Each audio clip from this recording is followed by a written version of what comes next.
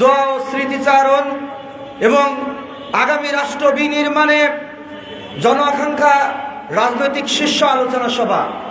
সুতরাং কয়েকটা বিষয় এখানে আপনাদের সামনে আসলে সংক্ষিপ্তভাবে বলতে চাই। 2000 ছাত্র জনতার রক্তের উপর দাঁড়িয়ে নতুন বাংলাদেশ আমরা পেয়েছি। এই জুলাই গণ অভ্যুত্থান আন্দোলন আমাদের একার নয়, আমরা সেটা বলতেও চাই না। তবে জুলাই গণ অভ্যুত্থানে সামনে থেকে গণ অধিকার পরিষদের নেতৃবৃন্দরা এই ছাত্র জনতার সাথে কাঁধে কাঁধ মিলিয়ে এই আন্দোলন সংগ্রাম করেছে।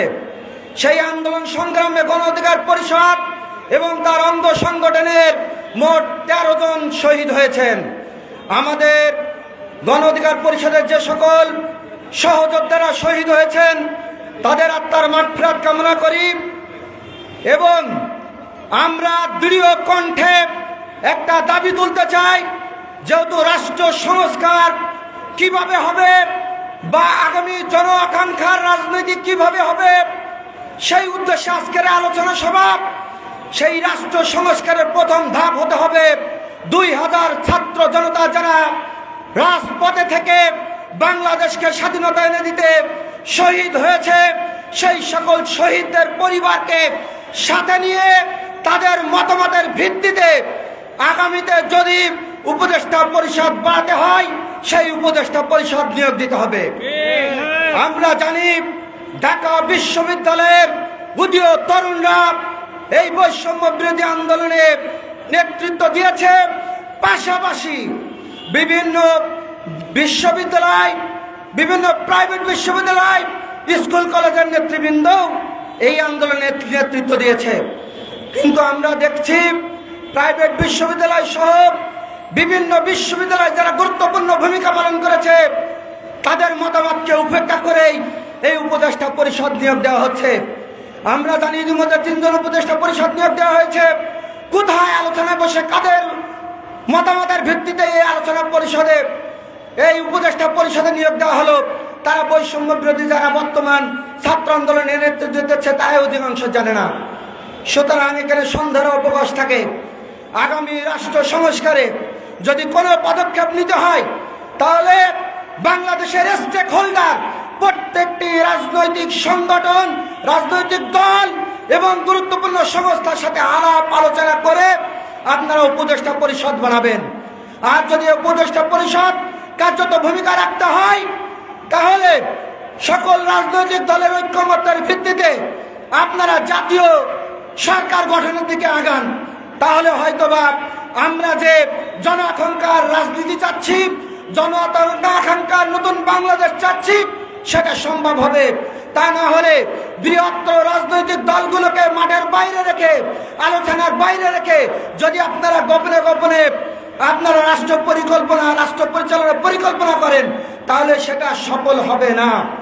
আমরা স্পষ্ট ভাষায় বলে দিতে চাই, আগামী বাংলাদেশ বিনির্মাণে যারা মাঠে থেকে ছাত্র জনতার আন্দোলনে সক্রিয় ভূমিকা পালন করেছে, আগামী বাংলাদেশ গঠনে এবং নেতৃত্বে সকল রাজনৈতিক দল যেন ইনক্লুড থাকে, তাদের অবদান রাখার সুযোগ থাকে, সেই আহ্বান আমরা এই অন্তর্বর্তী সরকারের কাছে জানাই।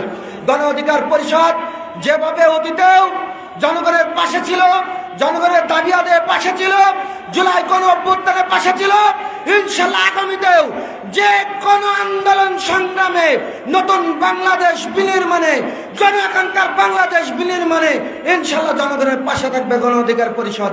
তারুণ্যের অঙ্গীকার, দেশ হবে জনতার।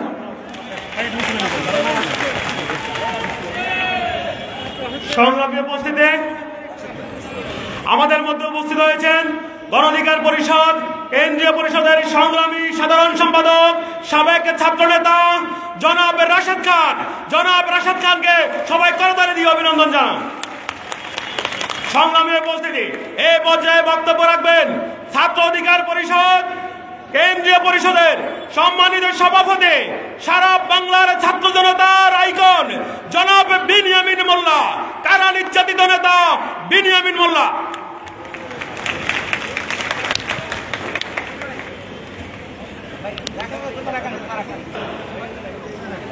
সময়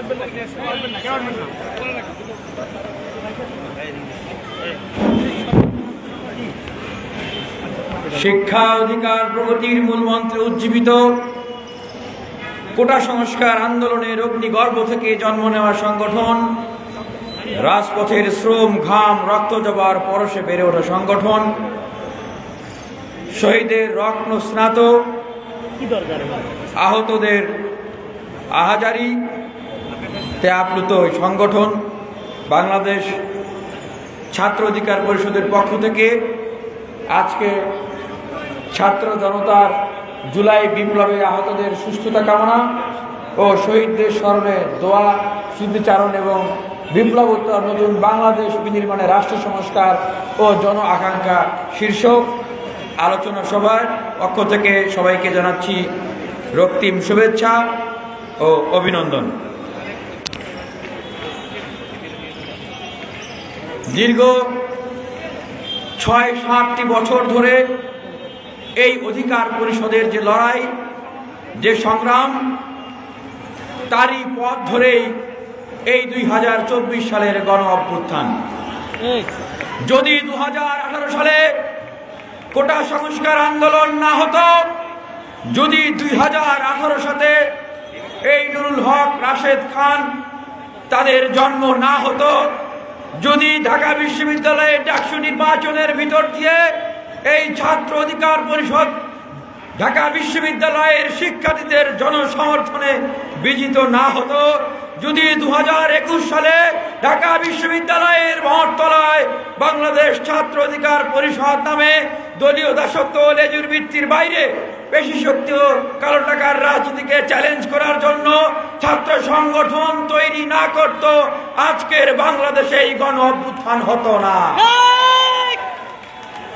আজকের বাংলাদেশে বাংলার মানুষ, মুক্তিকামীরা, যে নতুন বিপ্লবীরা যে নতুন বাংলাদেশের স্বপ্ন দেখছে, এই বাংলার মাটিতে যদি ছাত্র অধিকার পরিষদের সৃষ্টি না হতো, এই গণ অভ্যুত্থান হতো না, এই নেতৃবৃন্দদের তৈরি হতো না, মানুষ নতুন বাংলাদেশের আশা আকাঙ্ক্ষা স্বপ্ন দেখত না।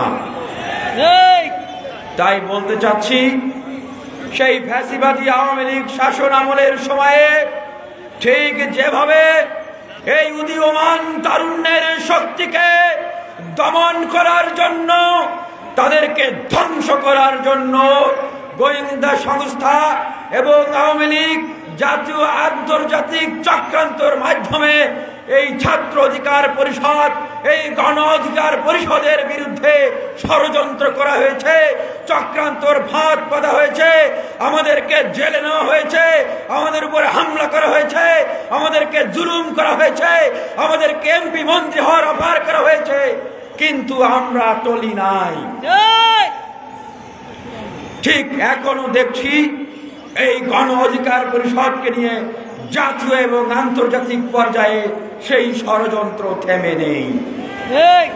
তারুণ্যের এই উদীয়মান শক্তি এখন বাংলাদেশের মানুষের আশা আকাঙ্ক্ষার প্রতীক হয়ে দাঁড়িয়েছে। স্বাধীনতা পরবর্তী সময়ে যুগ যুগ ধরে মানুষ যখন বিদ্যমান রাজনৈতিক দলের শাসন ব্যবস্থা দেখে আসছে এবং তুলনামূলক নতুন এবং ভালো কিছুর অনুসন্ধান করছে, ঠিক সেই সময়েই এই গণ অধিকার পরিষদ মানুষের মাঝে মানুষের অধিকার প্রতিষ্ঠায় লড়াই করে গিয়েছে, রাজপথে রক্ত দিয়েছে। আওয়ামী লীগ ফ্যাসিবাদের বিরুদ্ধে জীবনকে পরোয়া না করে আমরা ঢাকা বিশ্ববিদ্যালয় সহ বাংলাদেশের বিশ্ববিদ্যালয়গুলোতে দাঁড়িয়েছি। যখন কেউ সাহস করে এই ছাত্রলীগের হকি স্টিক, রামদা, লাঠি, অস্ত্রের মুখে দাঁড়ানোর সাহস করে নাই, কারা দাঁড়িয়েছে? ছাত্র অধিকার পরিষদ। কারা দাঁড়িয়েছে? ছাত্র অধিকার পরিষদ। সেই সময়ের ছাত্র নেতারা আজকে জননেতা নুরুল হক নূর এবং রাশেদ খানের নেতৃত্বে সারা বাংলাদেশের টেকনাফ থেকে তেতুলিয়া, রূপসা থেকে পাতুরিয়া তারুণ্যের যে জয়গান, তারুণ্যের গণজোয়ার সৃষ্টি হয়েছে। আপনি এই ঢাকা থেকে শুরু করে তৃণমূলের একটা অজগরা গায়ে যান, বাজারে যান, চায়ের দোকানে যান, তাকে জিজ্ঞাসা করেন এই বিগত ৬-৭ বছর ধরে মার খেয়েছে, আবারও প্রতিবাদ করেছে, জেলে গিয়েছে, জেল থেকে বের হয়ে আবারও প্রতিবাদ করেছে, রাজপথে নেমেছে। তারা কারা, কোন দল, কি উত্তর দিবে? কি উত্তর দিবে? সারা বাংলাদেশের হাজার হাজার মানুষ নিয়ে যেই সভা সমাবেশ হয়, যেই মিছিল হয়, স্লোগান হয়, প্রত্যেকটা জেলা উপজেলা ইউনিয়ন পর্যায়ে যে কার্যালয়গুলো আছে, এগুলো কাদের? নুরুল হক নূর এবং রাশেদ খানের যে কমিটি, সেই কমিটির নেতৃবৃন্দদের, তাকে বললাম ঢাকা থেকে শুরু করে একদম সচিবালয়, গণভবন, বঙ্গভবন, মন্ত্রী সচিবরা থেকে শুরু করে, এসপিডিসি থেকে শুরু করে গ্রামের একজন অজপাড়া সাধারণ মানুষকে জিজ্ঞাসা করলেও তারা কি বলবে? এগুলো নুরুল হক নূর এবং রাশেদ খানের নেতৃত্বের যে কমিটি, সেই কমিটি। নাকি ভুল বললাম? তাহলে কেন আওয়ামী লীগের সময় তারা এই গণ অধিকার পরিষদকে নির্বাচনে নিয়ে যাওয়ার জন্য চাপ দিয়েছিল, দেয় নাই? এবং আমাকে জেলে রেখেছিল 7 মাস অন্ধকার প্রকোষ্ঠে। সেখানে প্রস্তাব দেওয়া হয়েছিল, আপনারা নির্বাচনে আসবেন, তাহলে নিবন্ধন দেওয়া হবে এবং আপনাদেরকে আমাকে জেল থেকে ছেড়ে দেওয়া হবে, টাকা দেওয়া হবে। কিন্তু এই গণ অধিকার পরিষদ তখন আপোষ করেছে? পারে নাই। এই আমি আমার বাবাকে বলেছি, আমার জীবন গেলেও যাবে, কিন্তু আপোষ হবে না। সুতরাং এই যে তখন আওয়ামী লীগ সরকার এই গণ অধিকার পরিষদ থেকে দলছুট যারা চলে গিয়েছে তাদেরকে দিয়ে মামলা করিয়েছিল আমাদেরকে চাপে রাখার জন্য। সুতরাং এই গণ অধিকারের বিষয়ে যে মামলা, বিরুদ্ধে যে মামলা, এটি কাদের মামলা? কার মামলা? আওয়ামী লীগের মামলা। কার মামলা? কার মামলা? আওয়ামী লীগের দেওয়া মামলা, শেখ হাসিনার দেওয়া মামলা, ওবায়দুল কাদেরের দেওয়া মামলা। সেই মামলা দিয়ে চাপ দিয়ে গণ অধিকার পরিষদকে সরকারে যাওয়ার জন্য বাধ্য করতে চেয়েছিল, কিন্তু আমরা যাই নাই। গণ অভ্যুত্থান পরবর্তী এই বাংলাদেশে সেই মামলা কি থাকতে পারে? সেই মামলা কি থাকতে পারে? সারা দেশের মানুষ যেখানে জানে যে এই গণ অধিকার পরিষদ নুরুল হক নূর এবং রাশেদ খানের নেতৃত্বের গণ অধিকার পরিষদ, সেইখানে অনেকেই মনে হচ্ছে তারা জানেন না। গুরুত্বপূর্ণ দায়িত্ব থেকে তারা আবার কি করেন? সেই আওয়ামী লীগের দেওয়া মামলাকে চালানোর জন্য তারা আবার সেইখানে কাজ করতে যান। সুতরাং সাবধান করে দিচ্ছি, গণ অধিকার পরিষদের বিরুদ্ধে অতীতে ষড়যন্ত্র চক্রান্ত হয়েছে। সামনেও যদি কেউ ষড়যন্ত্র চক্রান্ত করার চেষ্টা করে, দাঁত ভাঙা জবাব দেওয়া হবে। আরেকটি কথা বলতে চাই, এই যে ছাত্র জনতার জীবন রক্তের বিনিময়ে আমরা যে গণ অভ্যুত্থান করেছে, ছাত্র জনতা যে গণ অভ্যুত্থান করেছে, এই গণ অভ্যুত্থানকে তারা হাতছাড়া করতে দিবে না। উপদেষ্টা নিয়োগ হচ্ছে, বিতর্কিতদের উপদেষ্টা বানানো হচ্ছে, হত্যা মামলার আসামিদেরকে উপদেষ্টা বানানো হচ্ছে, যারা আওয়ামী লীগের লেসপেন্সার করেছে তাদেরকে উপদেষ্টা বানানো হচ্ছে। এটা কাদের প্রশ্ন? এটা শুধু আমার প্রশ্ন না, এটা বাংলাদেশের কোটি কোটি বিপ্লবে অংশগ্রহণকারী আন্দোলনকারীদের প্রশ্ন। এটি বাংলাদেশের যে হাজারো শহীদ তাদের প্রশ্ন, বাংলাদেশে 50,000-এর ঊর্ধ্ব আহত, এটি হচ্ছে তাদের প্রশ্ন। তাই স্পষ্টভাবে বলতে চাই, উপদেষ্টা কিভাবে নিয়োগ হচ্ছে, কারা নিয়োগ দিচ্ছে, বৈষম্য বিরোধী আন্দোলনের নেতারাও জানে না। তাহলে উপদেষ্টা নিয়োগের এই গোপনীয়তা কেন? যদি আপনারা উপদেষ্টাদের নিয়োগকেই স্বচ্ছ না করতে পারেন, জবাবদিহিতামূলক না করতে পারেন, সার্বজনীন না করতে পারেন, তাহলে আপনারা কিসের রাষ্ট্র সংস্কার করবেন? আপনাদের উপরে মানুষ কিভাবে ভরসা রাখবে, আপনাদেরকে গ্রহণ করবে? তাই বলতে চাই, উপদেষ্টা নিয়োগ কিভাবে হবে? গোপনে না ওপেনে? এই গোপনে না ওপেনে? গোপনে না ওপেনে? উপদেষ্টা নিয়োগ দিতে হবে ওপেনে। গণ অভ্যুত্থানের স্পিরিটের সাথে কোন ধরনের আপোষ আমরা করতে দেব না। বৃহত্তর কোন আন্দোলন গড়ে ওঠার আগেই আপনারা এটি মানুষের কাছে গ্রহণযোগ্য এবং গোপন করে তুলুন। ধন্যবাদ সবাইকে। আজকের এই সভার প্রধান অতিথি ডাকসুর সাবেক বিপি জনাব নুরুল হক নূর ভাই আমাদের মধ্যে উপস্থিত হয়েছেন। নূর ভাইয়ের আগমন, শুভেচ্ছা স্বাগতম। গণবন্ধুর আগমন, শুভেচ্ছা স্বাগতম। বিপি নূরের আগমন,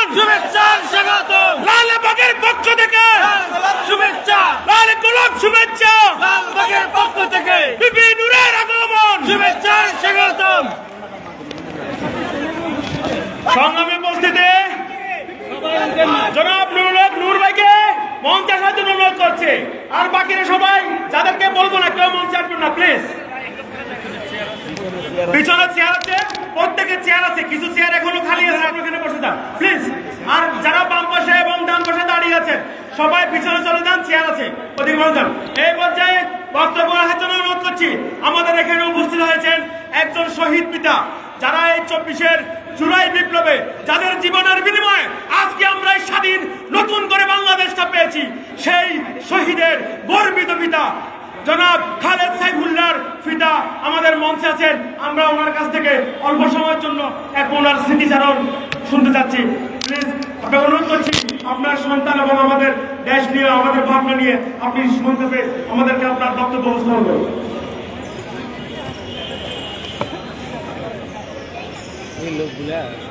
আসসালামু আলাইকুম ওয়া রাহমাতুল্লাহি ওয়া বারাকাতুহু।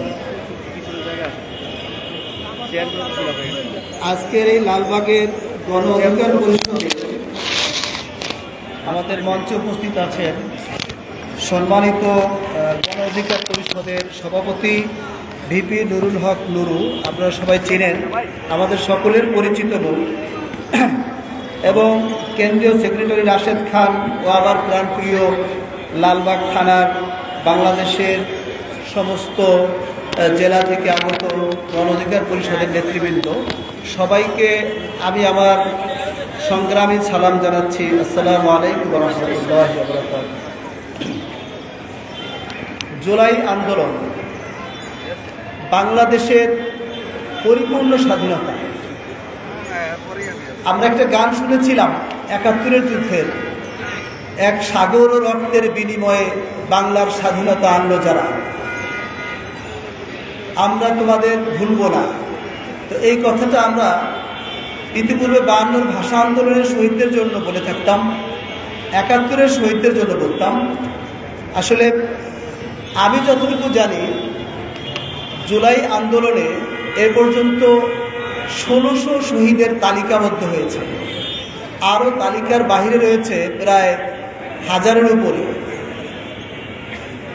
এখনও বিভিন্ন পঙ্গুত্ব এবং মৃত্যু সজ্জায় এবং অন্ধত্ব বরণ করে আহতরা আছেন, সেখানেও প্রায় ১০ থেকে ১২,০০০ যাদের খবর আমি পেয়েছি। এদের সকলের রক্তকে যদি একসাথে করি তাহলে আমি নিশ্চিত এক সাগর রক্ত হয়ে যাবে। আর এই সমস্ত রক্ত ঝরিয়েছে স্বৈরাচার শেখ হাসিনার সেই খুনি হায়না একদল পুলিশ এবং তার সন্ত্রাসী লোকজন। ১৬ই জুলাই থেকে শুরু হয়েছে সেই রক্ত ক্ষরণের পালা। ১৮ তারিখে এখান থেকেই একদল পুলিশ এবং রাজনৈতিক সন্ত্রাসী তারা আজিমপুরের গণ আন্দোলনের জুলাই আন্দোলনের সেই আন্দোলনের ছাত্রদের উপরে গুলি চালায়। সেখানে নির্মমভাবে ৭১টা গুলিবিদ্ধ হয়ে শহীদ হয় আমার ছেলে শহীদ খালিদ হাসান সাইফুল্লাহ। আপনারা সবাই শহীদ খালিদ হাসান সাইফুল্লাহ রুহের মাগফিরাতের জন্য দোয়া করবেন। শহীদ খালিদ হাসান সাইফুল্লাহ বাংলাদেশের কোনো পদ চায়নি, কোনো রাজনৈতিক দলেরও অধিকার চায়নি। অধিকার চেয়েছিল গণমানুষের অধিকার, সমস্ত বাংলাদেশের মানুষের মুক্তির অধিকার। স্বৈরাচার শেখ হাসিনার পতনের যে দাবি নিয়ে সে রাস্তায় নেমেছিল, এটাই তার একমাত্র চাওয়া ছিল যে স্বৈরাচার হাসিনাকে পতন ঘটাতে হবে। স্বৈরাচার হাসিনার পতন ঘটেছে। হাসিনার দোসর যারা, তারা এখনো আমাদের আশপাশ দিয়ে ঘুরতেছে। আমি চাই অনতিবিলম্বে তাদেরকে গ্রেপ্তার করে পুলিশে সোপর্দ করার জন্য আপনারা আমাদেরকে সহযোগিতা করবেন। আমার ছেলে শহীদ হয়েছে, আপনারা জানেন। আমার ছেলে, আপনারা সবাই হয়তো মনে করতে পারেন একটা ছেলে শহীদ হয়েছে, সংখ্যা একজন। আসলে এই যে ১৬০০ শহীদ হয়েছে, এরা সবাই আমার ছেলে। আমার ঘরে প্রতিদিন এখনো কান্নার ২ থেকে ৩ বার রিহার্সেল হয়। আমার ছেলের মাকে তার বুক ফেটে যাওয়া আর্তনাদকে ফেরানোর জন্য আমাকে ২-৩ বার তাকে বিভিন্নভাবে সান্ত্বনা দিতে হয়, তাকে কোরআনের আয়াত শোনাতে হয়, তুমি জেনে রাখো তোমার ছেলে মরে নাই। আল্লাহ তাআলা বলছেন যারা শহীদ তোমরা তাদেরকে মৃত বলো না, তারা তোমাদের মতো জীবিত। তো আমরা সবাই শহীদের রক্তের উপরে দাঁড়িয়ে নতুন স্বাধীনতাকে আমরা পেয়েছি। আমি আশা করি সমস্ত বাংলাদেশের মানুষ এই স্বাধীনতাকে সুন্দরভাবে উপভোগ করবে। আমি আপনাদের এই সভায় একটা বিশেষ অনুরোধ রেখে আমি আমার বক্তব্য শেষ করব। সেটা হলো এই গণ আন্দোলনে যারা শহীদ হয়েছে, যারা আহত হয়েছে, বর্তমান যে অন্তর্বর্তীকালীন সরকার তাদের কাছে আমার আহ্বান থাকবে অনতিবিলম্বে এই শহীদ পরিবারের ভিতর থেকে আপনি উপদেষ্টা নির্বাচন করুন। আহতদের ভিতর থেকে আপনি সরকারের বিভিন্ন পর্যায়ের উপযুক্ত অফিসার নিয়োগ করুন। এদেশকে বর্তমানে বিপ্লবী সরকারের হাতে তুলে দিন। বিপ্লবী সরকার এদেশকে গঠন করে এরপর আমরা আবার একটা রাজনৈতিক সরকারের কাছে এদেশকে হস্তান্তর করব। এই আশাবাদ ব্যক্ত রেখে আমি আমার সংক্ষিপ্ত বক্তব্য এখানে শেষ করছি। আসসালামু আলাইকুম ওয়া রাহমাতুল্লাহি ওয়া বারাকাতুহু। এই পর্যায়ে বক্তব্য রাখবেন অত্র এলাকার বিশিষ্ট আলেম জনাব মুফতি ইলিয়াস হোসেন।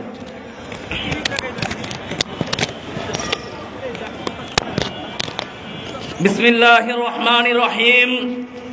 সংগ্রামী সাথী ও বন্ধুগণ, বাংলাদেশকে স্বৈরাচার হাসিনা জাহিলিয়াতের যুগের মতো যেই অন্ধকার নামিয়ে এনেছিল, সেই অন্ধকার বাংলাদেশে স্বয়ং আল্লাহ যেই বাতিটি প্রেরণ করেছেন সেই বাতিটির নাম নুরুল হক নূর। আপনারা দেখেছেন বাংলাদেশের এই যুদ্ধে যারা অংশগ্রহণ করেছে, নেতৃত্ব দিয়েছে, যেই 158 জন সমন্বয়ক রয়েছেন, বেশিরভাগ সমন্বয়ক নুরুল হক নূরের হাতে তৈরি। বুঝতে হবে আওয়ামী লীগের বিরোধী বিএনপি হতে পারে, বিএনপির বিরোধী আওয়ামী লীগ হতে পারে, গণ অধিকার পরিষদ এমন একটি দল যার বিরোধিতা করেছে গোটা সব দল। সতর্ক করে বলতে চাই, কাঁচামরিচের জাল কিরকম দেখেছেন 24-এর আন্দোলন। অতএব কাঁচামরিচকে চিকন ভেবে বেশি নাড়াচাড়া করবেন না। কাঁচামরিচে কামড় দিলে কাঁচামরিচের অ্যাকশন নুরুল হক নূরের নেতৃত্বে, রাশেদ খানের নেতৃত্বে গোটা বাংলাদেশে আন্দোলনের দাবানল জ্বলে উঠবে। সেই আন্দোলনে স্বৈরাচার হাসিনার মতো যদি কোন দানব আসতে চায়, 20 মিনিটের ভিতরে নুরুল হক নূরের নেতৃত্বে আমরা হঠাতে সক্ষম হব। নুরুল হক নুরুল ভাইকে বলবো, নেতৃত্ব দেন, এগিয়ে যান। আপনার পক্ষে সারা দেশের উলামায়ে কেরাম এবং জনগণ আছে, শুধু আপনার ডাকের অপেক্ষায়। ডাক দিবেন, সর্ব অপেক্ষায় প্রস্তুত। সর্বশেষ গণ অধিকার পরিষদ আগামী নির্বাচনে খেলা দেখাবে। সেই খেলায় অংশগ্রহণ করে টাক প্রতীকের প্রত্যেকটি আসনে বিজয় ছিনিয়ে এনে আবার আমরা নতুন খেলা দেখাবো ইনশাআল্লাহ। ধন্যবাদ জ্বালাময় বক্তব্য দিয়ে জাতির জাগরণ সৃষ্টি করার জন্য মুফতি ইলিয়াস ভাইকে। আমাদের এই পর্যায়ে আপনাদের সামনে শুধু পরিচিতি, আপনাদেরকে শুধু অভিনন্দন জানানোর জন্য ঢাকা মহানগর দক্ষিণের সংগ্রামী সভাপতি জনাব অ্যাডভোকেট নাজিম উদ্দিন এবং ঢাকা মহানগর উত্তরের সংগ্রামী সভাপতি মিজানুর রহমান ভূঁইয়া, ওনারা আপনাদের সামনে এসে জাস্ট সালাম বিনিময় করবেন। আমাদের নেতারা স্যাক্রিফাইস করতে জানে, সময় নেই, এই জন্য শুধু সালাম বিনিময়। বিসমিল্লাহির রহমানির রহিম। আমার সহকর্মী জনাব মিজানুর রহমান, তিনি একজন ডাক্তার পেশাগতভাবে। তিনি এই জুলাই বিপ্লব শুধু নয়, আজকে 2018 সাল থেকে যে কোটা আন্দোলন, এই ছাত্র আন্দোলনের সাথে সম্পৃক্ত থেকে তাদেরকে হাঁটি হাঁটি পা করে এই পর্যায়ে নিয়ে আসার জন্য যাদের ভূমিকা, সেই ভূমিকায় তিনি অবদান রেখেছেন। আমি 2022 সাল থেকে এই ছাত্রদের পিছনে এই সময় দিয়ে আজ পর্যন্ত এখানে নিয়ে এসেছি। আপনাদের দোয়া চাই এবং আপনাদের সাথে এই সালাম বিনিময়ের জন্য আমরা দাঁড়িয়েছি। বিদায় নিলাম। আসসালামু আলাইকুম। সংগ্রামী উপস্থিতি, আজকে লালবাগ থানায় ছাত্র গণ উদ্বোধনে যারা শহীদ হয়েছেন এবং রাজপথে যারা এই আন্দোলনে স্বতঃস্ফূর্তভাবে উপস্থিত ছিলেন, সবাইকে মহানগর উত্তরের পক্ষ থেকে আন্তরিক শুভেচ্ছা ও অভিনন্দন জানিয়ে আমার বক্তব্য শেষ করলাম। আমার সিনিয়র নেতৃবৃন্দ আছে, তারা কথা বলবে। ধন্যবাদ সবাই। এই পর্যায়ে 1 মিনিটের কম সময়ে আপনাদেরকে সালাম বিনিময় করার জন্য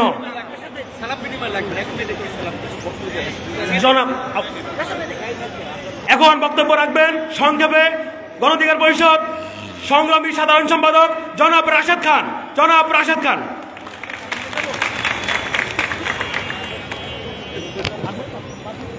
সংগ্রামী সাথী বন্ধুগণ, গণ অধিকার পরিষদ ঢাকা মহানগর দক্ষিণ লালবাগ থানা কর্তৃক আয়োজিত আজকের এই সভার সম্মানিত সভাপতি, প্রধান অতিথি সহ আমার সামনে উপবিষ্ট সকল নেতৃবৃন্দ, আপনাদের সকলকে সালাম এবং শুভেচ্ছা। আসসালামু আলাইকুম। আমরা এখানে এসেছি শহীদদের স্মৃতিচারণ করার জন্য। ইতিমধ্যে একজন শহীদের বাবা বক্তব্য রেখেছেন। এখানে অনেকে আছেন যারা এই অভ্যুত্থানে আহত হয়েছেন, অনেকে আছেন এই অভ্যুত্থানে ভূমিকা রেখেছেন। এই লালবাগে আপনারা যেভাবে প্রতিরোধ গড়ে তুলেছিলেন, যেভাবে এই লালবাগে আওয়ামী হায়নাদেরকে আপনারা প্রতিহত করেছিলেন, আপনারা সেই বীরত্বের পরিচয় দেওয়ার কারণেই আজকে আওয়ামী লীগের পতন হয়েছে। আমরা গণ অধিকার পরিষদের পক্ষ থেকে লালবাগের সকল জনগণকে আমরা ধন্যবাদ জানাচ্ছি এবং কৃতজ্ঞতা প্রকাশ করছি। এখন সময় এসেছে সবাই ঐক্যবদ্ধ হয়ে একটি নতুন বাংলাদেশ গঠন করার। ৭১-এর পরে জাতিগত বিভাজন, রাজনৈতিক বিভাজন, নানান কারণে ৭১-এর পরে আওয়ামী লীগ ক্ষমতা কুক্ষিগত করে। যে জাতীয় ঐক্য এবং সংহতি প্রতিষ্ঠা করার দরকার ছিল, সেই জাতীয় ঐক্য সংহতি প্রতিষ্ঠা করা ৭১-এর পরে সম্ভবপর হয়নি। যে কারণে ৭১-এর পরেও দুটি অভ্যুত্থান হয়েছে। ৯০-এ গণ অভ্যুত্থান, ২৪-এ গণ অভ্যুত্থান, মাঝখানে ফখরুদ্দিন মঈনুদ্দিন তার বিরুদ্ধে আরেকটি অভ্যুত্থান হয়েছিল। আমরা যদি 10 বছর, 5 বছর, 15 বছর পর পর এরকম বিপ্লব বা অভ্যুত্থান করি, তাহলে আমরা জাতি গঠন করব কবে?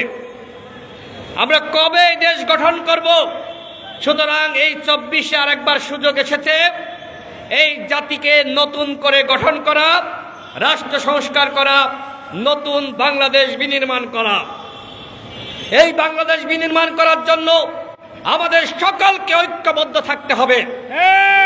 কিন্তু দেখেন আজকে কিভাবে একে অপরের বিরুদ্ধে সমালোচনা, আলোচনা, বিষোদ্গার করা, এগুলো কেন শুরু হয়েছে? এগুলো শুরু হওয়ার একটি কারণ, আমরা ক্ষমতার দ্বন্দ্বে লিপ্ত হয়েছি। নির্বাচনের মাধ্যমে আমরা প্রত্যেকে ক্ষমতায় আসতে চাই। সেই ক্ষমতার দ্বন্দ্বে লিপ্ত হওয়ার কারণে আজকে আমরা সমালোচনায় লিপ্ত হয়েছি।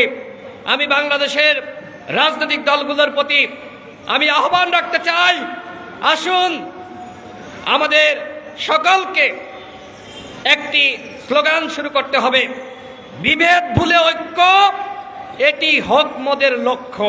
আপনারা সকলে বলেন, বিভেদ ভুলে ঐক্য, এটি হোক মোদের লক্ষ্য। গণ অধিকার পরিষদ বাংলাদেশে নতুন রাজনৈতিক বন্দোবস্ত তৈরি করতে চায়। আপনাদের সকলকে সাথে নিয়ে আগামীর বাংলাদেশ প্রতিষ্ঠা করতে চাই। আপনারা কি গণ অধিকার পরিষদের সাথে আছেন? হাত উঁচু করে দেখান, সাথে আছেন। গণ অধিকার পরিষদ একটি নতুন উদীয়মান শক্তি, যে কারণে গণ অধিকার পরিষদকে নিয়ে নানান ধরনের ষড়যন্ত্র চক্রান্ত শুরু হয়েছে। আমরা কোন ষড়যন্ত্রের ফাঁদে পা দিব না ইনশাআল্লাহ। গতকাল দেখেছেন আন্তর্জাতিক অপরাধ ট্রাইব্যুনালের চিফ প্রসিকিউটর এবং গণ অধিকার পরিষদ আমাদের নিয়ে ষড়যন্ত্র শুরু হয়েছিল। আমরা কোন ষড়যন্ত্রের ফাঁদে পা দিইনি। আমরা এই আন্তর্জাতিক অপরাধ ট্রাইব্যুনালের চিফ প্রসিকিউটর এবং গণ অধিকার পরিষদ একসাথে এই আওয়ামী গণহত্যার বিচারে ইনশাআল্লাহ একসাথে কাজ করব। আমাদের ভিতরে কোনো বিভেদ থাকবে না। আমরা যদি এই আওয়ামী লীগকে আমরা যদি আবারও ফিরিয়ে না আনতে চাই, তাহলে আমাদেরকে ঐক্যবদ্ধভাবে এই গণহত্যার বিচারে একমত পোষণ করতে হবে। যারা অন্যায় করেছে, অপরাধ করেছে, এদেরকে ছাড় দেওয়া যাবে না। কিন্তু যারা নিরীহ সাধারণ আওয়ামী লীগ, যারা কোনো অন্যায় করে নাই, তাদেরকে মামলায় ফাঁসানো যাবে না। আমাদেরকে সকলকে নিয়ে এই রাষ্ট্র বিনির্মাণ করতে হবে। সবাইকে নিয়ে বিভেদ ভুলে আমাদেরকে নতুন বাংলাদেশ গঠন করতে হবে। সেই বাংলাদেশ গঠনে গণ অধিকার পরিষদ কাজ করে যাচ্ছে। গণ অধিকার পরিষদ ট্রাক প্রতীকে নিবন্ধন পেয়েছে। আগামীতে আমরা এই বাংলাদেশে আপনাদেরকে সাথে নিয়ে আমরা নতুন বাংলাদেশ গঠনে কাজ করতে চাই। আপনাদের সকলকে